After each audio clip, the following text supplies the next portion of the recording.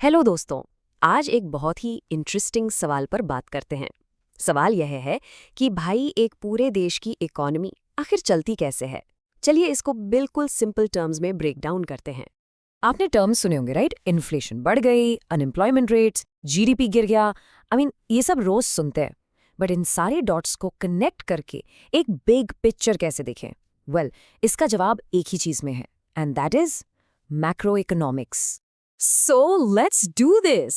Instead of looking at individual trees, let's try to understand the entire forest. थोड़ा सा zoom out करते हैं, अपनी सोच को बड़ा करते हैं और सोचते हैं ऑन अ मैक्रो लेवल। सो ये जो मैक्रो वर्ड है ना, ये ग्रीक वर्ड मैक्रो से आता है, मतलब लार्ज या बड़ा, सिंपल। सो मैक्रो इकोनॉमिक्स इंडिविजुअल लोगों या कंपनीज की स्टडी नहीं है। नो, ये पूरे देश की टोटल सेविंग्स, टोटल इन्वेस्टमेंट, इन सब एग्रीगेट्स को एक साथ देखता है। बट वेट अ मिनट, इसकी जरूरत ही क्यों पड़ी? That's a great question, right? पहले तो इकोनॉमिक्स मोस्टली माइक्रो लेवल पर ही चलती थी, तो अचानक ऐसा क्या बदल गया कि हमें पूरी इकोनॉमी को एज अ होल देखना पड़ा? इसके पीछे एक जबरदस्त गेम चेंजिंग हिस्टोरिकल इवेंट है। हम बात कर रहे हैं 1929 की ग्रेट डिप्रेशन की। ये कोई मामूली इवेंट नहीं था। ये एक ऐसा फाइनेंशियल तूफान था जिसने पूरी दुनिया को हिला के रख दिया, और इसने लिटरली इकोनॉमिक्स को हमेशा के लिए बदल दिया। तो हुआ ये 24 अक्टूबर 1929। हिस्ट्री में इसको ब्लैक थर्सडे कहते हैं। यूएस स्टॉक मार्केट क्रैश हो गया, और इसका डोमिनो इफेक्ट कमाल का था। बैंक फेल होने लगे, कंपनीज बंद हो गईं, और ये आग पूरी दुनिया में फैल गई। और ये एक दो दिन की बात नहीं थी, this went on for years. और इसका human cost, just look at this number. सिर्फ 4 साल में अमेरिका में अनएम्प्लॉयमेंट रेट 3% से सीधा 25% पहुंच गया।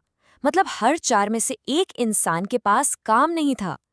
Just imagine that for a second, the sheer scale of it. So what problem क्या थी? इकोनॉमी एक अजीब से विशियस साइकिल में फंस गई थी। देखिए, लोगों के पास पैसे नहीं थे, तो उन्होंने खरीदना बंद कर दिया। That's low demand. अब कंपनीज का माल बिक नहीं रहा था, over investment. So what did they do? उन्होंने लोगों को निकालना शुरू कर दिया। लो एम्प्लॉयमेंट, जिससे लोगों की इनकम और भी गिर गई। लो इनकम, और इससे डिमांड और गिर गई। देख रहे हैं, it was a complete never ending downward spiral. और पता है सबसे बड़ी प्रॉब्लम क्या थी? उस टाइम के इकोनॉमिस्ट बस कहते रहे, डोंट वरी, मार्केट अपने आप आगे जाके ठीक हो जाएगा। बट ऐसा कुछ भी नहीं हुआ। द ओल्ड थियरीज वो पूरी तरह से फेल हो चुकी थी। इट वॉज क्रिस्टल क्लियर कि अब एक बिल्कुल नया अप्रोच, एक नया तरीका चाहिए था। और फिर सीन में एंट्री होती है अ ट्रू गेम चेंजर की, the famous economist John Maynard Keynes. 1936 में उन्होंने एक रेवोल्यूशनरी बुक लिखी और बेसिकली आसान भाषा में समझाया कि बॉस, ऐसी सिचुएशन में मार्केट को अकेला नहीं छोड़ सकते, गवर्नमेंट को आगे आकर इंटरवीन करना पड़ेगा।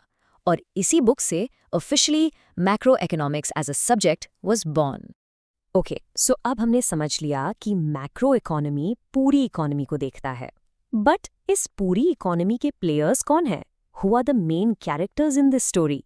मैक्रो इकोनॉमी कहती है कि किसी भी इकोनॉमी में 4 मेन प्लेयर्स होते हैं।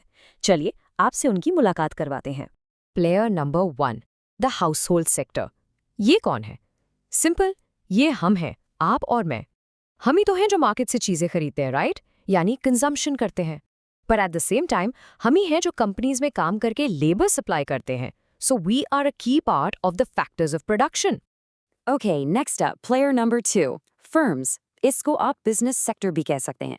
ये बेसिकली हर वो इकोनॉमिक यूनिट है, चाहे वो एक छोटा सा स्टार्टअप हो या एक मल्टीनेशनल कॉरपोरेशन, जो गुड्स और सर्विसेज प्रोड्यूस करती है, और उनका number 1 goal profit. Simple as that. Player number 3 is the government sector. अब इनका रोल बहुत ही क्रूशल है। ये हमसे टैक्सेस कलेक्ट करते हैं, लॉ एंड ऑर्डर मेंटेन करते हैं, और उस पैसे से हमारे लिए इंपॉर्टेंट चीज़ें बनाते हैं, like roads, schools, hospitals, all the essential public services. And finally, the fourth and final player, the foreign sector. इसको आप rest of the world भी कह सकते हैं। देखिए, आज के टाइम में कोई भी कंट्री अकेले ऑपरेट नहीं करती। हम दूसरे देशों को सामान बेचते हैं, जिसे कहते हैं एक्सपोर्ट्स, और उनसे सामान खरीदते हैं, जिसे कहते हैं इंपोर्ट्स। ये जो सारा इंटरनेशनल ट्रेड का लेन देन है, वो इसी सेक्टर का पार्ट है। So we have our 4 players: households, firms, the government and the foreign sector. ये सब आपस में इंटरैक्ट करते हैं, लेकिन इनके इंटरैक्शन के रोल्स क्या हैं? What's the system they operate in? Well, in today's world, the most common system is capitalism. तो चलिए इसको भी थोड़ा समझ लेते हैं। ओके, सो एक capitalist economy in its purest form कुछ बेसिक प्रिंसिपल्स पे चलती है। नंबर 1, प्राइवेट प्रॉपर्टी, मतलब आप अपनी जमीन, अपनी कंपनी के मालिक हो सकते हैं। नंबर 2, द प्रॉफिट मोटिव, यानी बिजनेस का मेन गोल ही प्रॉफिट बनाना है। नंबर 3, मिनिमल गवर्नमेंट इंटरफेरेंस, इसके लिए एक फैंसी टर्म है लेजे फेयर, बेसिकली सरकार बिजनेस में ज्यादा इंटरफेयर ना करे। फिर आता है फ्रीडम ऑफ एंटरप्राइज, यानी आपको अपना बिजनेस शुरू करने की आज़ादी है। और लास्ट में प्राइस मैकेनिज्म, इसका मतलब है कि चीज़ों की कीमत गवर्नमेंट डिसाइड नहीं करती, डिमांड और सप्लाई डिसाइड करते हैं। Famous philosopher Ralph Waldo Emerson का इस पर एक बहुत इंटरेस्टिंग टेक था। उन्होंने कहा, and I quote, doing well is the result of doing good, that's what capitalism is all about.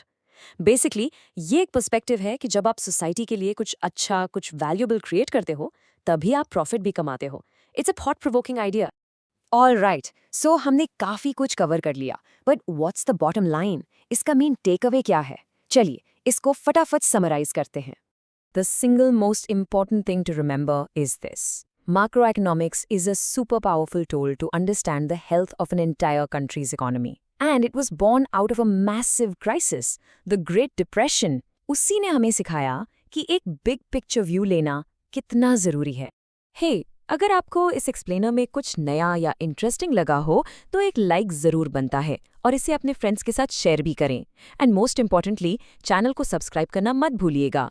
आपका सपोर्ट ही हमें मोटिवेट करता है कि हम आपके लिए ऐसा और कंटेंट लाएं। और जाने से पहले एक सवाल आपके लिए। हमने द ग्रेट डिप्रेशन की बात की, which was the biggest challenge of its time, but in your opinion आज 21st सेंचुरी में वर्ल्ड इकोनॉमी के सामने सबसे बड़ा चैलेंज क्या है? इज इट इन्फ्लेशन, अनएम्प्लॉयमेंट या फिर क्लाइमेट चेंज? जो भी आपको लगता है नीचे कमेंट्स में जरूर बताइए। I'd love to read your thoughts. चलिए मिलते हैं नेक्स्ट टाइम एक नए टॉपिक के साथ।